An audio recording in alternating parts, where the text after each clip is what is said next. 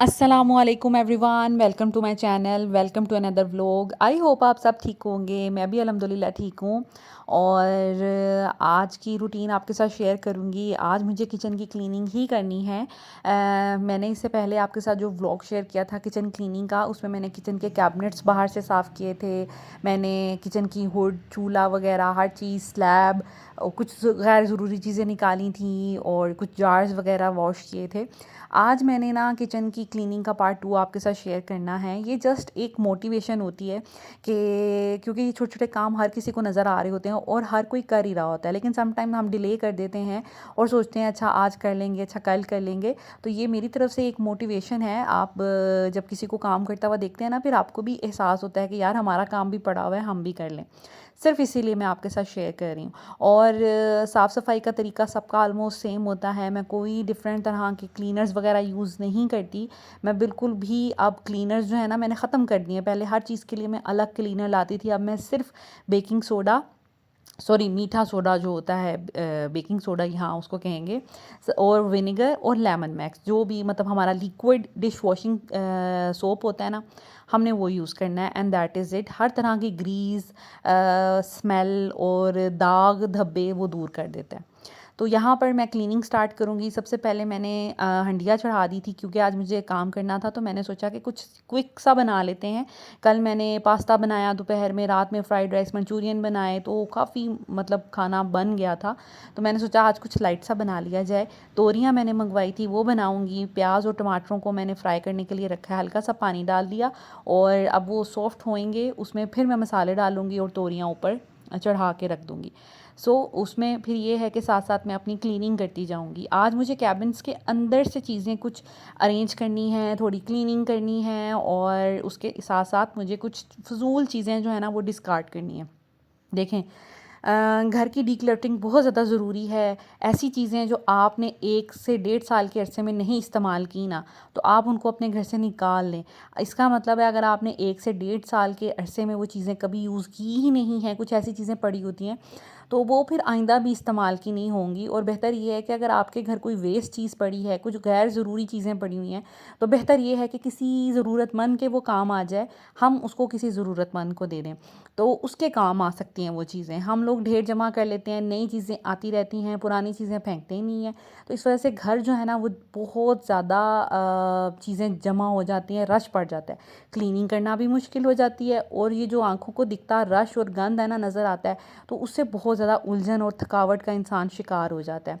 घर की साफ़ सफाई करने से ना एक हार्मोन रिलीज़ होता है जो कि आपको बड़ा रिलैक्स करता है। तो मेरे लिए ये किसी थेरेपी या किसी ट्रीटमेंट से कम नहीं है। तो मैं लगी रहती हूँ, बस आपके सामने है, आपको पता है। क्लीनिंग करूँगी और उसके साथ-साथ आपके साथ बहुत अच्छी-अच्छी बातें भी शेयर करूँगी। तो यहाँ पर सबसे पहले मैं आपके साथ शेयर करना चाहती हूँ ये क्यूट सा स्केच जो कि फ़ातिमा ने बनाया है। मेरी बेटी 7 साल की है माशाल्लाह, और ये उसने बनाया। और जब ये उसने बनाया था तो मुझे बिल्कुल भी यकीन नहीं हुआ कि ये फ़ातिमा ने बनाया, और इतनी छोटी बच्ची इतना अच्छा स्केच बना सकती है।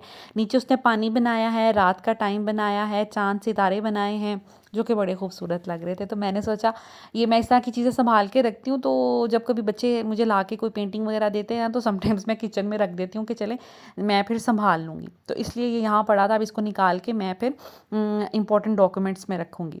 ख़ैर, यहाँ पर मैं आपके साथ अपना आज का टॉपिक शेयर करती हूँ। मेरी एक बहुत प्यारी सब्सक्राइबर हैं, उन्होंने मुझे कहा था कि भई ससुराली रिश्तों के बारे में कुछ डिस्कस करें कि किस तरह हमें इनके बीच रहना चाहिए और कैसे चीज़ों को हैंडल करना चाहिए। तो देखें, हमारी सोसाइटी जो है इंडिया और पाकिस्तान की, ये इसमें फैमिली सिस्टम है, जॉइंट फैमिली सिस्टम है। और इसके अलावा जॉइंट फैमिली अगर नहीं भी है ना, तो फिर भी ऐसा सिस्टम है कि आपने सब रिश्ते नातों से मिलना होता है। हमारे ददियाल हो, ननियाल हो, हमारी अपनी फैमिली हो, बहन भाइयों के आगे से स्पाउस हों, इसके अलावा ये कि सास ससुर, नंदें, इन सब से हमें मिलना पड़ता है। अगर आप एक फैमिली में रह रहे हैं तो भी, अगर आप सेपरेट भी रह रहे हैं तो ऐसा बिल्कुल नहीं है कि घर अलग कर देने से आप लोगों की दुनिया ही अलग हो जाती है। हम त्योहारों पर या खुशी गमी में मिलते रहते हैं एक दूसरे के साथ। मिलने मिलाने से समटाइम्स ऐसा हो जाता है, बहुत सी बातें भी हो जाती हैं, लड़ाई झगड़े भी हो जाते हैं, एक दूसरे की बातें नापसंद भी हो सकती हैं। क्योंकि देखें, दो अलग फैमिली के लोग हैं, दो अलग जेंडर के लोग हैं, या फिर दो अलग सोच के लोग हैं, تو ضروری نہیں ہے کہ ہمیشہ ان کے بیچ پیار محبت رہے. آف کورس لڑائی جھگڑے بھی ہوتے ہیں، پریشانیاں بھی آ جاتی ہیں، کبھی کوئی بات کہہ دیتا ہے، کبھی کوئی بات کہہ دیتا ہے، کبھی ہم سے غلطی ہو جاتی ہے، تو یہ سلسلہ چلتا رہتا ہے. ہماری سوسائٹی میں یہ بات بہت مشہور ہے یا یہ سمجھی جاتی ہے کہ بہو دوسرے گھر سے آئی ہے، اسی نے کمپرومائز کرنا ہے، اس نے اپنے لیے سب لوگوں کی خاطر بدلنا ہے، اسے سب لوگوں کے ساتھ ڈیل کرنا ہے، تو اس کو ہی جھکنا ہے اور اس کو اپنے نیچر میں تبدیلی لانی پڑے گی. اور یہ بہت سے گھروں میں ایسا ہی سمجھا جاتا ہے موسٹلی. یہ بات بھی مشہور ہے کہ بھئی ایک انسان سب کو اپنی خاطر، ایک انسان کو سب کے لیے بدلنا پڑتا ہے، نہ کہ کسی ایک کی خاطر سارے بدلیں گے. تو یہ بات بہت زیادہ مشہور ہے اور ہم لوگوں کے نا ذہنوں میں یہ ڈال دی جاتی ہے کہ جب شادی کر کے ہم نے کسی کے گھر جانا ہے نا، تو اتنے لوگ آپ کو اپنی خاطر بدل نہیں سکتے، آپ نے اپنے آپ کو ان کی خاطر بدلنا ہے. تو آپ کو ہر کسی کے لیے خود کو بدلنا پڑے گا، اور ساس کے مطابق اس کو بدلنا پڑے گا، اور نندوں کا جو نیچر ہے اس کے مطابق آپ کو خود کو بدلنا پڑے گا، اور گھر کے جتنے بھی فیملی ممبرز ہیں. یہ سلسلہ جو ہے نا یہ بہت کامن ہے، اور یہ پریکٹس ہمارے گھروں میں کی جاتی ہے.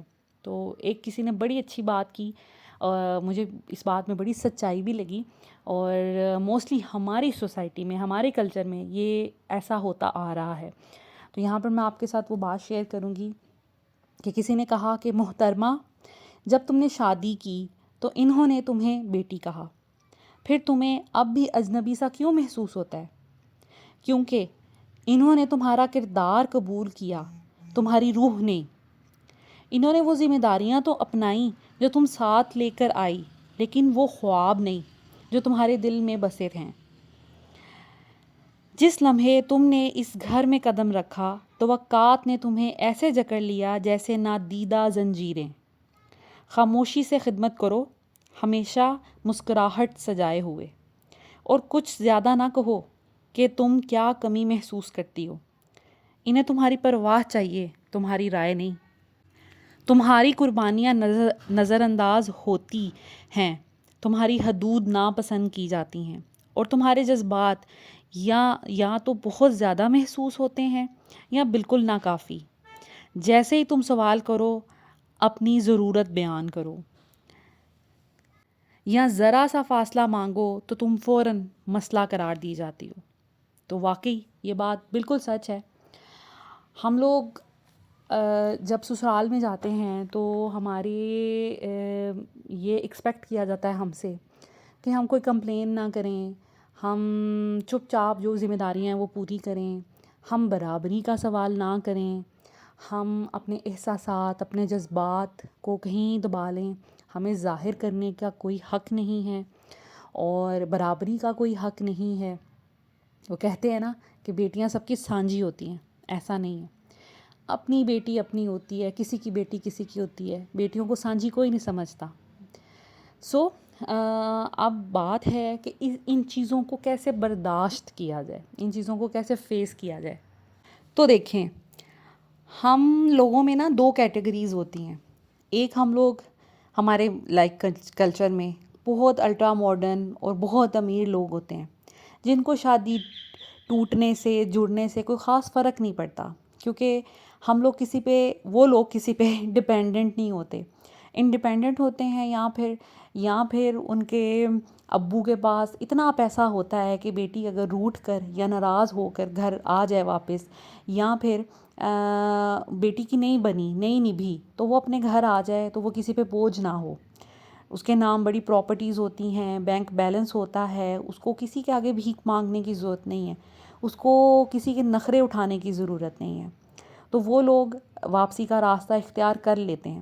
لیکن ہم جیسے جو مڈل کلاس لوگ ہوتے ہیں، یا لوور مڈل کلاس ہیں، یا بالکل جسے کہتے ہیں سفید پوش لوگ ہیں، ان لوگوں کے لیے جب شادی ہوتی ہے نا، تو ان لوگوں کو پیرنٹس ہی کہہ رہے ہوتے ہیں بیٹا شادی میں کوئی یو ٹرن نہیں ہوتا، شادی ایک بند گلی ہے، اس سے واپسی کا کوئی راستہ نہیں ہے. تو واقعی ایسا ہوتا ہے. اور ہم لوگوں کی سوچ شروع سے ہی ایسی بنا دی جاتی ہے کہ ہم لوگوں نے شادی کو نبھانا ہے.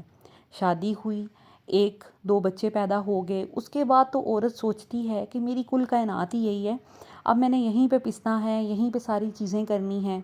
ایسے گھروں میں عورتوں کو کام کرنے کی اجازت نہیں ہوتی، اپنے پاؤں پہ کھڑے ہونے کی اجازت نہیں ہوتی، چاہے غربت ہے، چاہے فاقے ہو رہے ہوں، لیکن عورت گھر سے نکل کے باہر کام نہیں کر سکتی، کیونکہ کہیں وہ مردوں کے مقابل نہ آ جائے، وہ مردوں سے بات کرنے کے قابل نہ ہو جائے، وہ انڈیپینڈنٹ نہ ہو جائے۔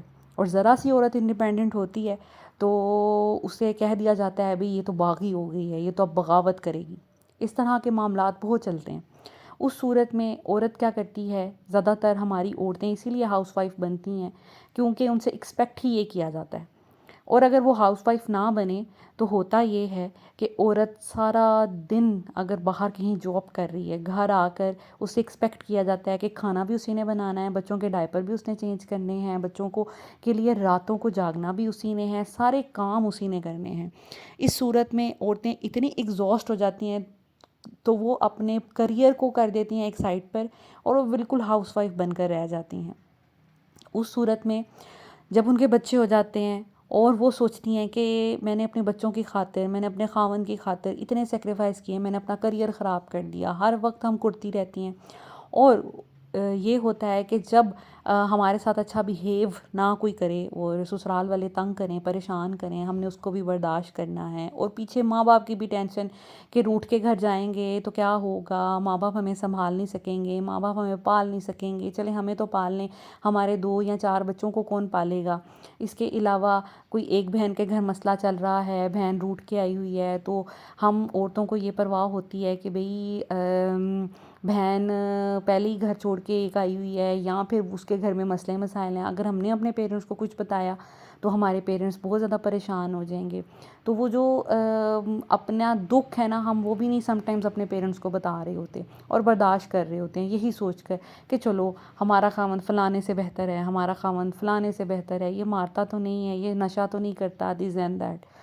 تو یہ 2 طرح کی کیٹیگریز ہیں۔ اب اس میں ہوتا کیا ہے، جو لوگ تو واپسی کا راستہ اختیار کر لیتے ہیں وہ تو چلیں، وہ اپنے سیاہ اور سفید کے خود ذمہ دار ہوتے ہیں، اور وہ سم ٹائمز یہ سوچتے ہیں کہ ہم نے اپنے ساتھ جو فیصلہ کیا ہمیں منظور ہے، ہم ٹھیک ہیں، وہ اپنی زندگی چلا رہے ہوتے ہیں۔ جو عورتیں ہوتی ہیں ہاؤس وائف اور جو بالکل ہم جیسے مڈل کلاس لوگ ہوتے ہیں اور جنہوں نے ساتھ رہنا بھی ہے، ہر چیز برداشت بھی کرنی ہے، انہوں نے کیا کرنا ہے، تو دیکھیں آج میں آپ کو بڑی ایک ریالٹی بتاتی ہوں، جو بھی ہے آپ نے ہی برداشت کرنا ہے۔ اگر آپ کر لیں گی تو آپ اچھی ہیں اور آپ کی جگہ جو ہے وہ بنی رہے گی، آپ کے پیر جو ہیں وہ ٹکے رہیں گے۔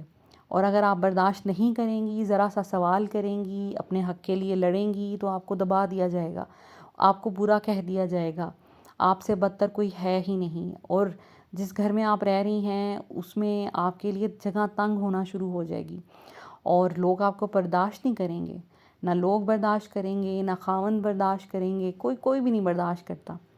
تو میرا خیال ہے کہ عورتوں نے اسی طرح گھٹ گھٹ کر رہنا ہے اور سب چیزیں برداشت کرنی ہیں۔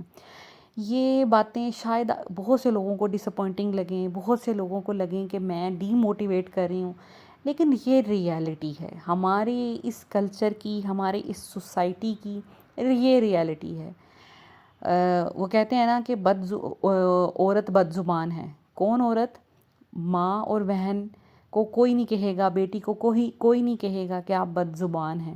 بہو اور بیوی ہمیشہ بد زبان لگتی ہے، کیونکہ ماں کوئی بات کہے گی نا تو انسان کہتا ہے غصے میں کہہ دیا، بیٹی کوئی بات کہے گی جی اس نے کم عقلی میں کہہ دیا، بہن کوئی بات کہے گی تو کوئی بات نہیں، یہ بہن ہے کوئی بات نہیں۔ لیکن بیوی کوئی بات کہے گی نا، اس کو ڈانٹ بھی دیا جائے گا، اسے روک بھی دیا جائے گا، اور اسے بد زبان کہا جائے گا، بد لحاظ کہا جائے گا۔ تو میں ان سب لیڈیز سے جو مجھ سے کہتی ہیں، جو پوچھتی ہیں، یا جو لڑ رہی ہیں جوائنٹ فیملی میں، اپنی جگہ بناتے بناتے تھک گئی ہیں، کام کر کر کے تھک گئی ہیں، تو میں ان سے یہ کہوں گی کہ اگر آپ چاہتی ہیں اپنے بچوں کی خاطر کہ ہمارے بچے رولیں نہیں، تو آپ کو یہ سب کچھ برداشت کرنا پڑے گا، اور لڑنا پڑے گا آپ کو خود سے، اپنے آپ کو مار کر، اپنا من مار کر، اپنی بہت سی خواہشات مار کے، اپنی سم ٹائمز اپنی عزت جو سیلف رسپیکٹ ہوتی ہے نا، اس کو مار کر آپ کو لڑنا پڑے گا، آپ کو اپنی جگہ بنائی رکھنی پڑے گی، کیونکہ جب آپ نے برابری کی، جب آپ نے سوال کیا یا آپ نے کوئی زیادتی کسی کی ایکسپلین کی، تو وہاں پر آپ قصوروار ٹھہرا دیے جاتے ہیں اور آپ کے بچوں کا فیوچر بھی داؤ پہ لگ جاتا ہے۔ تو اپنے بچوں کے بہتر فیوچر کے لیے ان کو ایک شیلٹر ملا رہے، آپ کو ایک شیلٹر ملا رہے، گھر والوں کی بھی عزت ہو، اور جس گھر میں آپ رہ رہے ہیں اس گھر میں آپ کی جگہ بنی رہے، تو میرا خیال ہے کہ پھر آپ کو چپ چاپ زندگی گزارنی پڑتی ہے۔ لیکن اس سب میں آپ کو ایک بات کہوں، اس سب میں اگر میں آپ کو ایک میسج دوں تو میرا میسج آپ لوگوں کے لیے یہ ہوگا کہ اپنا آپ نہ ماریں۔ چھوٹی چھوٹی خوشیوں، چھوٹی چھوٹی چیزوں میں جس میں آپ کو خوشیاں ملتی ہیں، آپ تھوڑا ہنس لیتے ہیں، کھیل لیتے ہیں، وہ ضرور کریں۔ اپنی ذات کو بالکل مسخ نہ کر دیں۔ ہنسنے کا کوئی موقع ہو ہنسا کریں، کھیلنے کا کوئی موقع ہو کھیلا کریں، خوش ہونے کا کوئی موقع ہو تو ہاتھ سے جانے نہ دیا کریں، کیونکہ یہ زندگی اسی طرح چلتی رہے گی۔ ایک پل میں آپ ہنس لیں گے، دوسرے پل میں کوئی نئی بات آپ کے سامنے پیش کر دی جائے گی اور آپ کو کٹہرے میں کھڑا کر دیا جائے گا۔ تو جتنا ہو سکے جی لیں، خوش رہ لیں، بچوں کے ساتھ، اپنے ساتھ سیلف کیئر کریں، اپنے آپ کو ٹائم دیں، جو ڈرامہ آپ کو اچھا لگتا ہے دیکھیں، جو مووی آپ کو اچھی لگتی ہے دیکھیں۔ آئس کریم کھانے کا دل ہے تو آئس کریم کھائیں، تھوڑے سے پیسے بچا کے اپنے پہ اسپینڈ کریں، اور اپنے لیے بھی نہ کچھ کریں، تاکہ کل کو آپ کو یہ ریگریٹ نہ ہو کہ بھئی ہمارے لیے کسی نے کچھ نہیں کیا، تو آپ اپنے لیے کریں۔ باقی آپ کو لڑنا پڑے گا، جھگڑنا پڑے گا، بے عزتیاں بھی برداشت کرنی پڑیں گی، آپ کے کردار کشی بھی برداشت کرنی پڑے گی، بہتان بھی برداشت کرنا پڑے گا، بڑا کچھ برداشت کرنا پڑے گا۔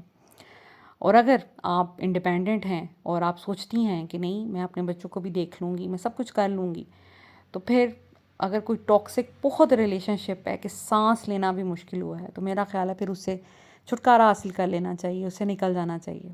آئی ڈونٹ نو میری آج کی باتیں آپ کو کتنی اچھی لگیں، کتنی بری لگیں، لیکن یہ ریالٹی ہے۔ آپ لوگ ضرور میرے ساتھ شیئر کیجیے گا کون کون لوگ مجھ سے ایگری کرتے ہیں، اور کون کون لوگ یہ فیل کرتے ہیں کہ میں جو کہہ رہی ہوں ٹھیک کہہ رہی ہوں، اور کون لوگ ڈس ایگری کرتے ہیں۔